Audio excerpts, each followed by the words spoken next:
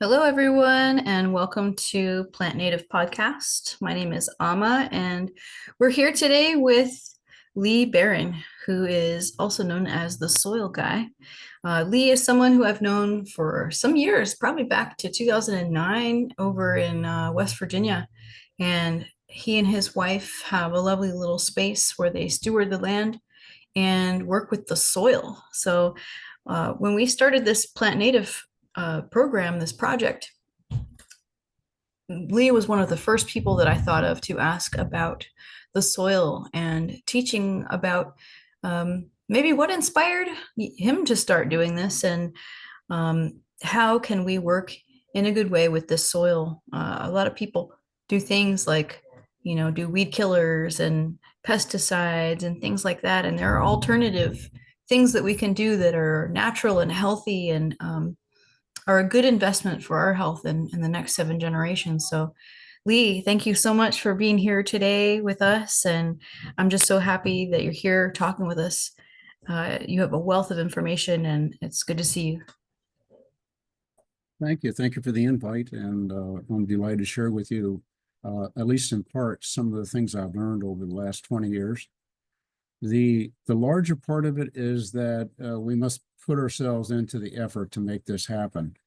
So I guess one of the first things I would suggest is that you think about how much time do I have, and what kind of land do I have, and you begin to so that in 20 years you'll have what you're looking for. If you think of it in terms of that, we need to take a time to slow down to nature's pace. Oftentimes we want to go faster than what nature does. So what happens is we attempt to accelerate, but then we shoot ourselves in the foot, or we have to take a step backward and learn from nature the way that she wants to have it done. So one of the things I learned basically is that we have everything we need on the ground. It's a matter of learning what is it that we're looking at, and how does it function together with every other part of itself. So that being said, I need to go back to school to learn the microbiology from a teacher, Elaine Ingham. She's a wonderful lady. I'd recommend her to anyone. And learning the microbiology in the soil, the mycorrhizal fungi, all those components that make that soil successful in supporting life, not just for us, but all living species all the way through the successions. So after I spent a year and a half with Elaine and graduated and began to make compost tea, hot compost, to the extent that now we have 22 different composting systems on site. Joyce and I live on a parcel of ground that equals about 2 and a fraction acres. And that is plenty for 2 people, unless you have a larger body of labor available. So over the years, we've learned how to, we've made mistakes, and we've also had great successes. And to our greatest joy is we now live in the middle of a little paradise, and it's a delight to be here. We started with the concept that we wanted to grow organic, and then we moved from growing organic to, well, let's step that up a little bit and let's grow sustainable. And then we took the further step and we moved into regenerative agriculture, whereas most people are accommodating that particular use of words in their process. However, we discovered along the way that there are ways to not do things and the ways to do things. So one of the things we learned is when we are first starting, if we take and use imports, that is product that comes in from off our site, there's always a risk that there's some kind of contamination. We had that several times happen, and it took a little time to straighten that out. So over a period of the first 3 to 5 years, I began to just use the material that we have here. It became. What kind of materials did you import that, might I ask, were contaminated? There was, say, like from another farm where, it was animal husbandry, and we had they had a large windrow of animal compost. And we brought it over here and it wouldn't grow anything except for Mm, datura. Datura is not something you want to propagate much. yeah, that's not So me. so that land sat there and it eventually remediated itself, but it took 3.5 years. So that was one way we learned. And eventually we would sometimes get tired and go get some, say, like some mushroom compost from someone else, only to discover it was also contaminated. And it gave us a lot of trouble. So eventually we settled down into a system where we produced our own hay. We used our cut grass. And so all the base products for making hot compost were produced here on site. That way it became what is known as a closed loop system, which protects you from any possibility of contamination coming in. And since then, we've had very good success at what we do here. So Could it's a you matter. describe to me what you mean by hot compost?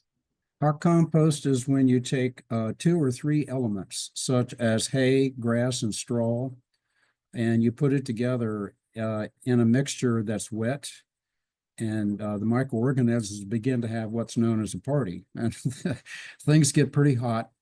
And you'll take a week or two to flip that compost around, and it settles down into a really fine compost that is mature and ready to apply on your ground within 3 to 6 months. So I began to do that every year, and I was starting to build an inventory and get enough ahead of myself that we could put fresh compost down every year from our own site. That way, we were able to stay with the plants, that what their needs were nutritionally. I'll give you an example. If you grow vegetables, every year you need to put back at least 20% from your compost stores. Vegetables are high demand products. If you're growing more native, as you suggested you like to do, natives do not require as much additional compost as other plants.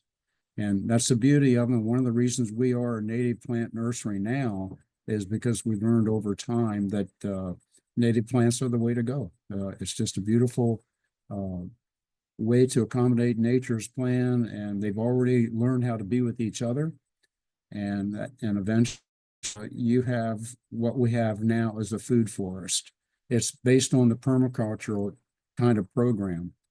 Yeah, we have pawpaw now, so they take a little time to get established, but such fun. I mean, such rewards come from that patience, come from the allowance, because you're going to wind up feeding other critters too. And it's not like, so, you're going into the business of helping other life forms and making allowance for that. But there's enough for everyone. It's just not, there's no lack here. It's an abundance of what you can possibly do with your ground. I love that so much. It's good to hear that you're thinking about your habitat as well and planning for that as a part of your organization. Would you mind telling me the name of your plant nursery? Do you guys have a name? It's Star Eagle Gardens Native Plant Nursery. Awesome. Thank you so much. I have a question too. You mentioned something about compost tea. You described to us about hop compost. What's compost tea? That's a good question, and I will answer that. Compost tea is your ultimate product that you can place down on your soil. If you're familiar with Rudolf Steiner and his approach to biodynamics, compost tea fits right in with that program. And it's where you actually are brewing in a large 55-gallon drum with air injection, and you're propagating mycorrhizal fungi and also bacteria in a liquid format. And once it is ready, which takes about 48 hours, you can start to pour off, and you can take, like Steiner suggested, using a brush and spritzing your soil with it. We use watering cans, and we go around and we literally water the entire 2 acres, and be a little bit more specific areas that we were improving or areas that we needed further help, with something that was growing there. That's where the tea would go. So this is what you call the big broadcast. We would do that once a year, and we watch the soil profile continue to change because as we were doing that, we were inserting more and more good microorganisms back into the soil. Does that answer? That does answer my question, and it's taking me down this rabbit hole in my mind. When we talk about regenerative agriculture, and you're saying that compost tea changes the soil profile, I'm Yes. wondering, I'm wondering if it has any effect on contaminants in the soil. Does it help with that? Yes, it does. It actually will accelerate the remediation process. Uh, Over time, you can do it with less, but when you insert the right organisms, they began to do the work for you. Uh, they're very capable of doing, particularly the mycorrhizal fungi. They're a vital part. Probably half of my compost units now are simply cultivating mycorrhizal fungi. I use tree bark actually as the basic food to cultivate that kind of life.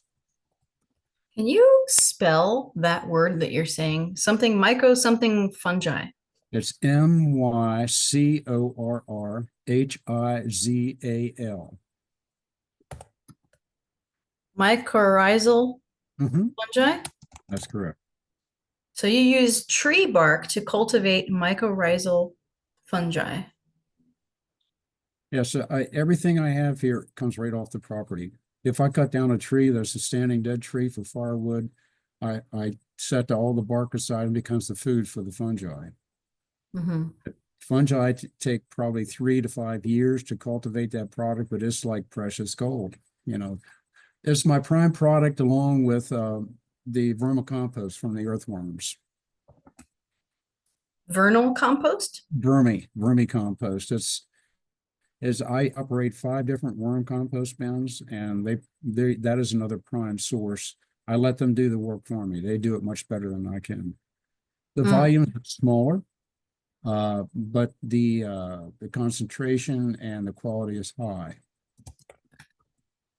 I just saw a video, I think it was 2 days ago, about how someone had carved a stick with little ridges on it, and Mhm. they put it to the earth with one tip like that, and they rubbed on it like and it made all the worms come up out of the Yeah. soil. Have you done this? I haven't used that particular bait, but they are very sensitive to any kind of vibration of that nature. Yeah, Oh, lots of it's the heavy coolest rain thing. or vibration. And if you, I tell you what, this is something on a little bit of a twig, but it's important. Like if you're in an area where you have ground feeder birds, like back here, we have robins. Robins are ground feeders. When you see robins jumping around, they kind of hop on both legs like this. They're actually thumping, something like out of the Dune movie. They're thumping the ground because the earthworms don't like that thumping, and when they come up, that's when the robins will grab the worm. So I don't know what you have out there in your areas that you're thinking about reworking, regenerating, but sometimes just spending enough time to observe your land and what's happening will help you determine what your approach is going to be. For instance, here, if you know, when I go out on a site and someone's consulting with me about, well, where do I put my garden?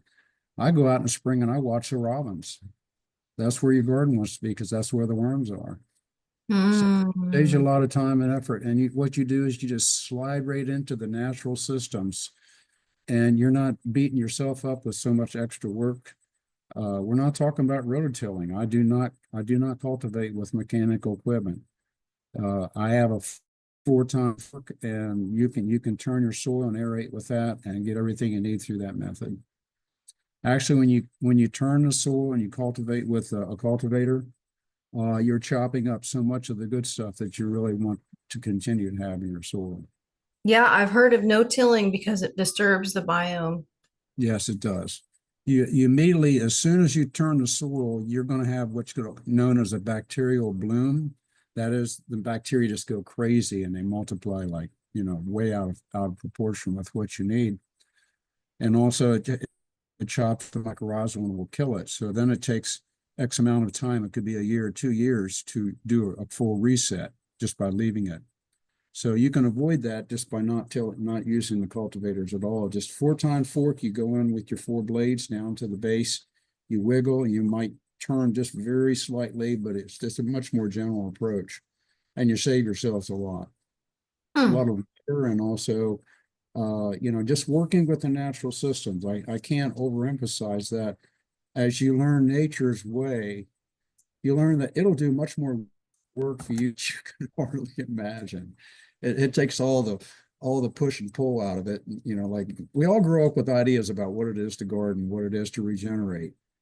At this point, I do want to make a comment about, you mentioned transevaporation as retaining the hydro part in your soil.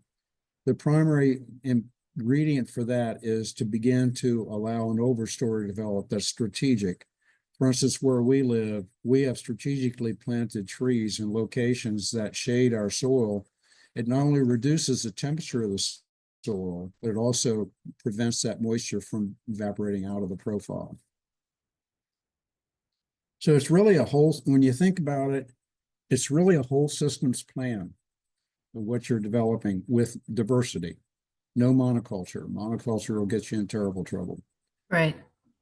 So So you're talking about hydroagroecology using the shading of trees. absolutely, I would trees are, imagine that's one of many ways that you could keep the water in the soil. yes. Shade cloth is another way that will get you by for a while. There's areas that we use shade cloth, particularly in growing plants. We have to have shade cloth in the summer, or else the plants will burn up. So, every piece has its I say component that's important. We just learn how it all works together with the least amount of effort. Yeah, sounds smart to me. Yeah, there's So another thing. What were we learning about? I think it was ground cover, and certain types of ground cover plants can actually help to keep the soil more moist. And it depends. mhm. There's some plants take up more water, and some like plants contribute different things to the soil. I'm very much learning in about nitrogen fixing and things like that. Sure. I don't know Yes, much, so I'm learning a lot about that. It's amazing. it is amazing. Yeah, every plant has its specialty, shall we say. And they are slowly adapting. We've noticed that here over 20 years. There is an adaptation that goes on as climate conditions will change. But primarily, it's getting to know the plant and what is it used for. For instance, you mentioned nitrogen fixing. Your primary group of plants that fix nitrogen back in the soil, which is what you need. One of the components that you need to produce that carbon is the legume family. Anything in the legume family will produce a good nitrogen value. Redbud, in other words, there are, how should I say, they are frontier plants. They are those who come in and the first wave to break up the hardpan. I'll give an example. Here in the East, we've learned that Eastern redbud is a hardpan breaker. In other words, some plants, the roots are capable of 150 pounds per square inch penetrating soil. That's normal. There are frontier plants that are capable of producing 300 pounds per square inch. So they're able to break through that hard pan layer that's been produced over time with the sun and the dry out factors. Those are the plants you want to use in your early succession, or to break it up, and also to allow for the next succession of plants to move in and do their job. One of the things we've learned here is that a good example would be I'll give an example of broadleaf plantain or chicory. These are both first succession plants, so they'll move into areas that are tough and difficult, and they grow. And suddenly you realize, well, what happened to them? They're all gone. They were no longer needed. So they moved on, and a new succession of plants moved in. It's so much fun to just learn plants and how they work together, and also how in what conditions they're most successful. So Did yeah, you call them first succession plants? yes, early and first succession plants. And like if you're in a really poor conditioned area that there's very little ground cover, uh, and say like you're out west or somewhere in Arizona, is getting the information you need is what are those first succession plants that you can promote, that you can actually, you may want to buy some and put them in the ground to help you along. and they will do their job, and then the soil is capable of the next succession. See, every parcel of ground all has to go back to a virgin timber forest, but it's for us is learning where to jump in and how we're going to help things along. Hmm, this makes sense. Now, how does um, soil type go along with carbon sequestration? Do different soil types sequester different amounts of carbon? Um, do certain plants help with that? What can you tell us about that today? Uh, Primarily, let's back up for a second and talk about what is the parent soil. What are we dealing with? Is it alkaline? Is it acidic? Or is it somewhere in between? Is it a nice friendly 7.0? Getting familiar with the pH and also your parent soil is important so you know what plants to install that are going to do your maximum amount of carbon sequestering. Aside from that, every plant that has a root that's capable of growing into the soil is going, along with your live mycorrhizal fungi and your bacteria, will begin to produce that carbon sequestering effect. Some do it more than others. An example would be back here, the cooperative is dandelion. A dandelion plant, most people consider them weeds that pull them out. No, it's one of your most valuable plants because they are capable Medicine. of going deeply into the soil. And the earthworms come along and use that like an elevator shaft. They go down, they start chewing around and continuing the process of compost, which creates that viable, friable material that holds that carbon. So it's learning how all these things work together to get what you want. That makes sense. It seems like there's a lot of factors when it comes to the pH of the soil, the wetness, the type.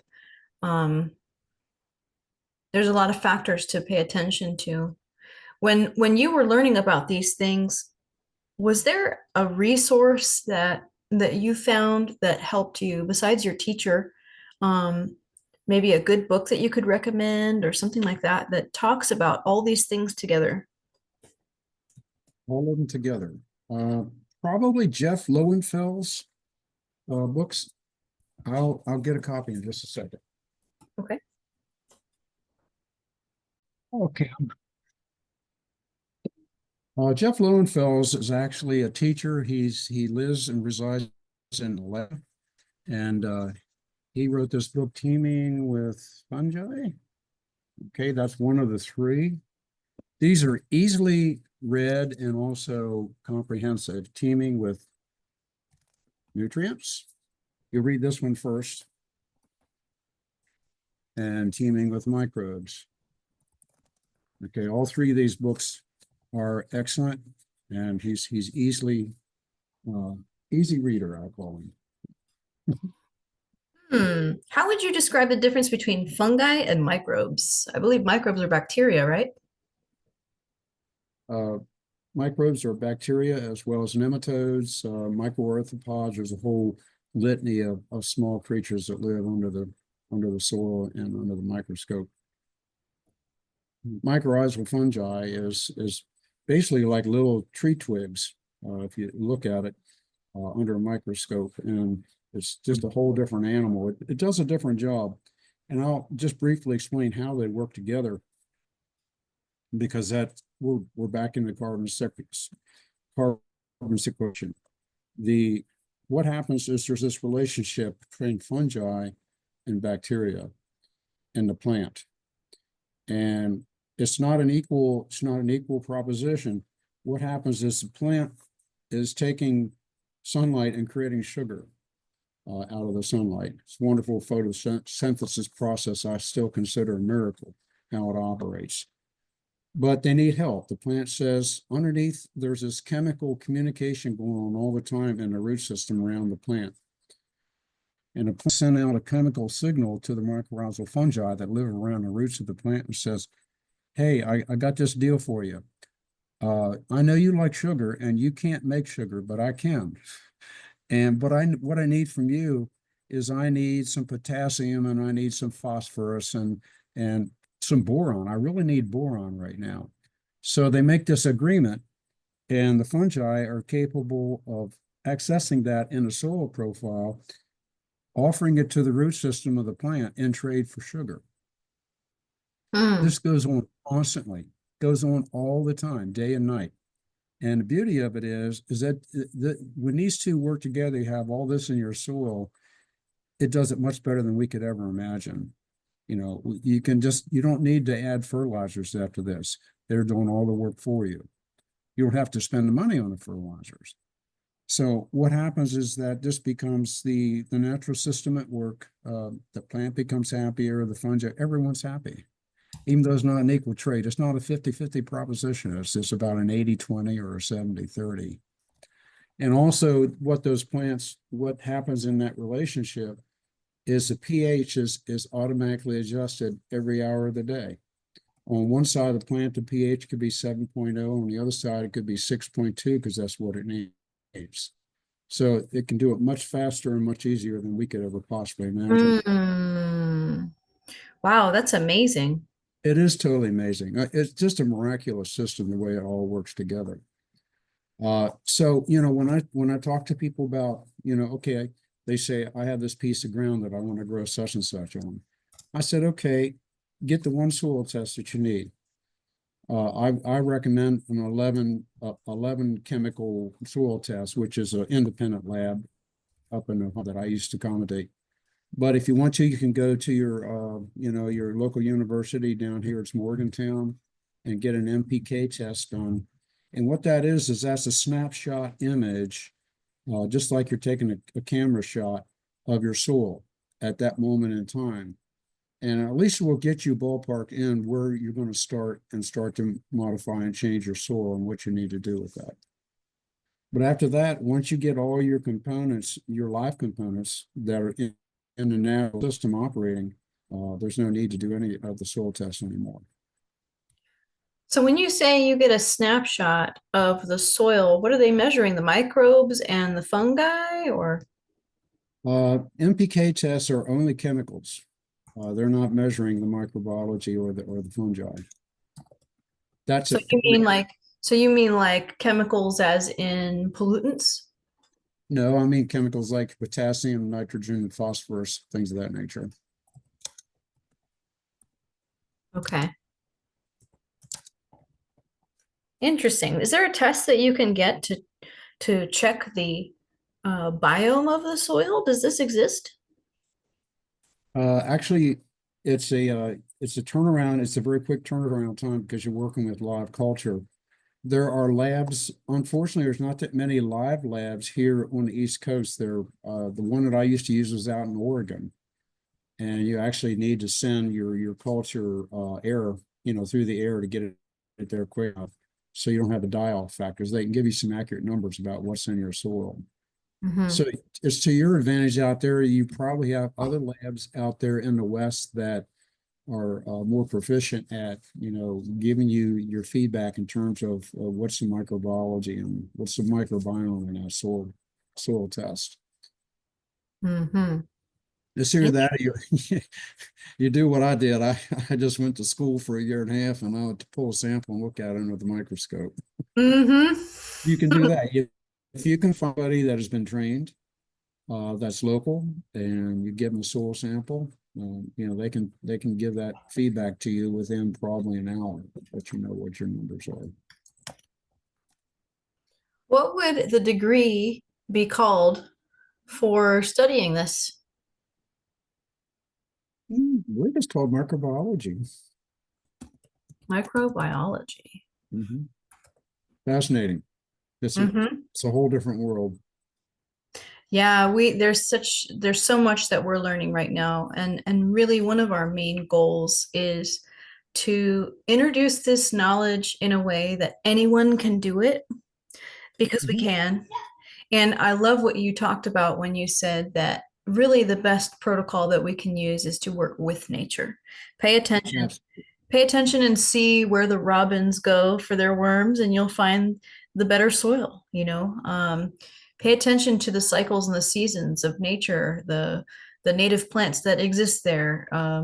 When we work with nature, then that accelerates things and it is more efficient than we could ever do by modifying it. And I really love when you said that because it's empowering in that we don't need to be a rocket scientist to learn how to do this. We can do simple things like saving our compost and putting it out there for topsoil and then flipping it. You said what, once a year? Every other 6 months? If it's hot compost, it'll be flipped, but the cold, I don't even flip the cold anymore.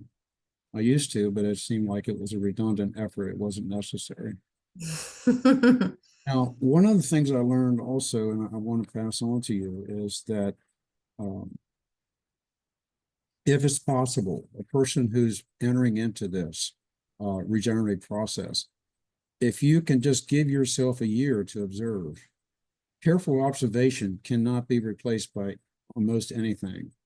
I would suggest that uh, because you learn a lot through all the cycles of the seasons. You know, what's going on your property, who shows up, are they migrant or are they non-migrant? You know, what's the whole process that you're dealing with. That way, you will refine and you will tailor your approach in a way that will save you a lot of time in the long run. But if you Mm, have to jump in, you know, it might be good to get some help, you know, from someone who's local. But I tell people, your property, unless you're a dump site from a mine, it'd have to be pretty severe. Your property has all the resources you need to work with. It's a matter of getting familiar with them and what does what on that parcel of ground. And that brings hope too. I mean, you don't have to consider mega dollars of and truckloads of this and that and brought in. Oftentimes that's unnecessary. Unless you need for some reason to speed the process up and you have good sources. There are composts that are tested and they're required to have a handout, a printout as to what is the composition of that compost. mm. And if you do buy compost, I do recommend that if you have somebody who's actually having it tested, it can give you a piece of paper.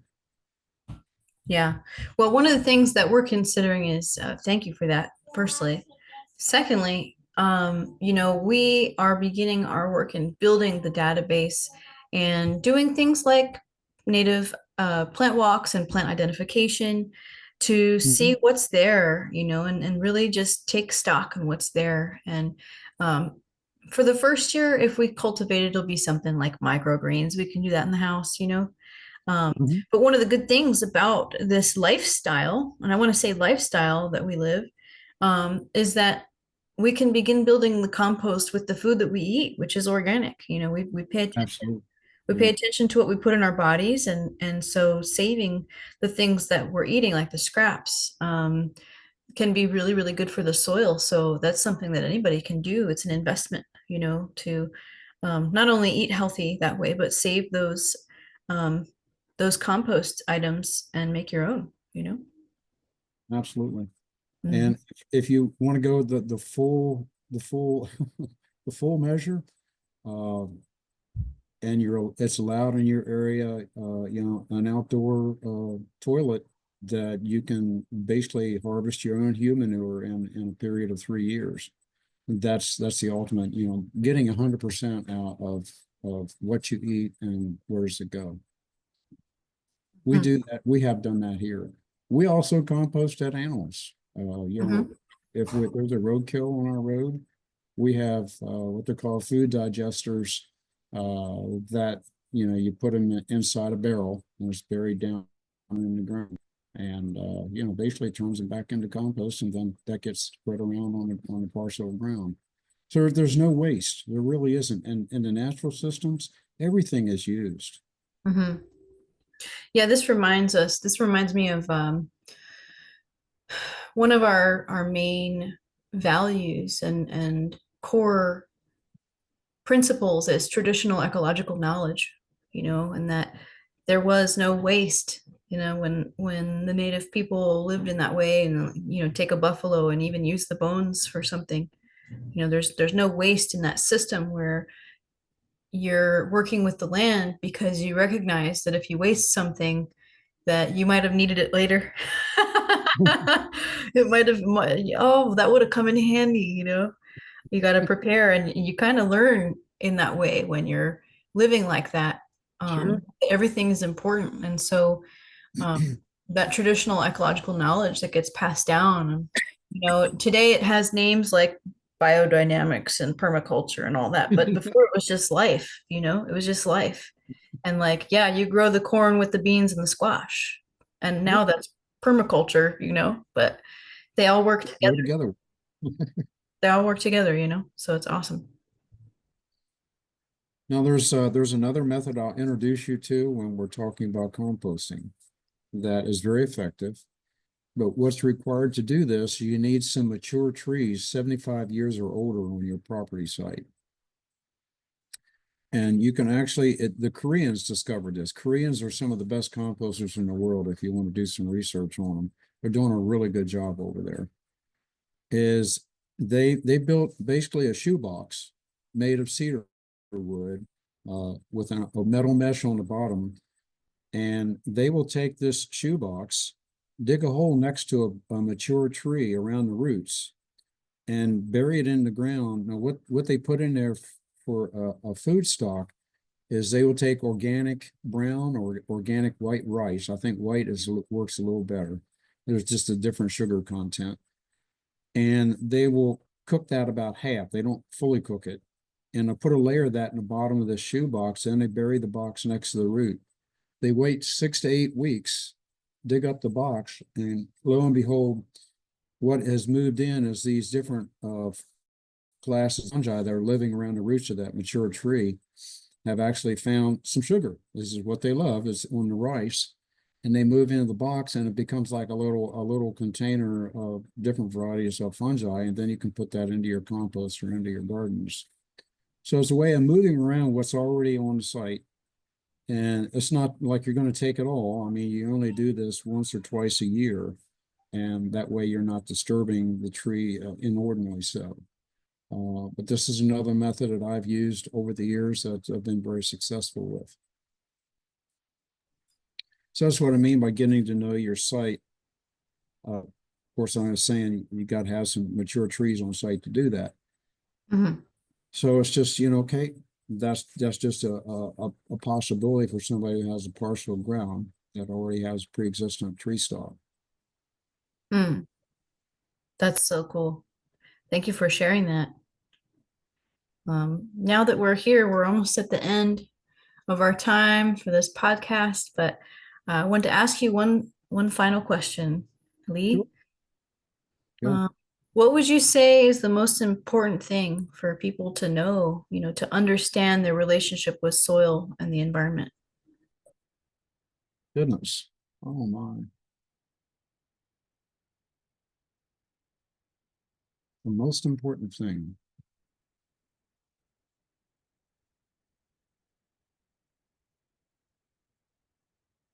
You've heard the saying that we are what we eat. Well, your soil is what is fed, what is being fed.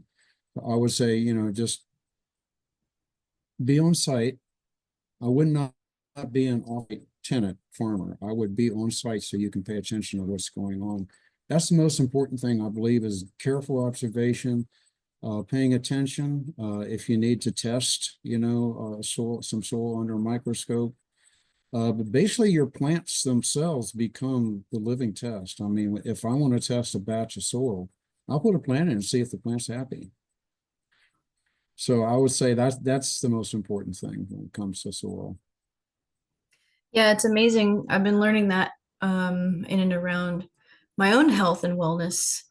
uh, that we can go to the grocery store and get organic foods, but they've been shipped so far away so long ago that the nutrient content plummets. And it started at a really low level anyway because it's been over farmed and under renourished, Mhm. these foods that are being sold in stores really don't have the nutritional value that they would if they were one grown in soil that's properly cared for and stewarded, and two local, not shipped over for a long period of time. It loses its value when it Vitality gets lost. That's true. right. There So is one other thing that I want to share that's really important. Okay. That's I can't understate this is is your relationship to your land. And that comes just boils down to loving it. You hear stories about people going in their greenhouse and talking to their plants or singing to them or whatever. You don't have to do that, but when you're spending time out there and you're putting your love and your heart into it, it builds a relationship over time. And what I've discovered is that for many years I was looking for home. What I thought was home was a geographic location, but what it turned out to be was a relationship with the land beneath it. And once I began to understand that, I found home. Hmm. That's so beautiful. I'm just gonna let that sink in. I don't have anything to say after that. That's perfect. Thank you so much, Lee. Thank you for your time and your commitment to stewarding and loving the land that you live on. And thanks for sharing your wisdom for us. And maybe we'll have you back on. Okay, thanks All for having right. me. Have a good evening. Bye bye.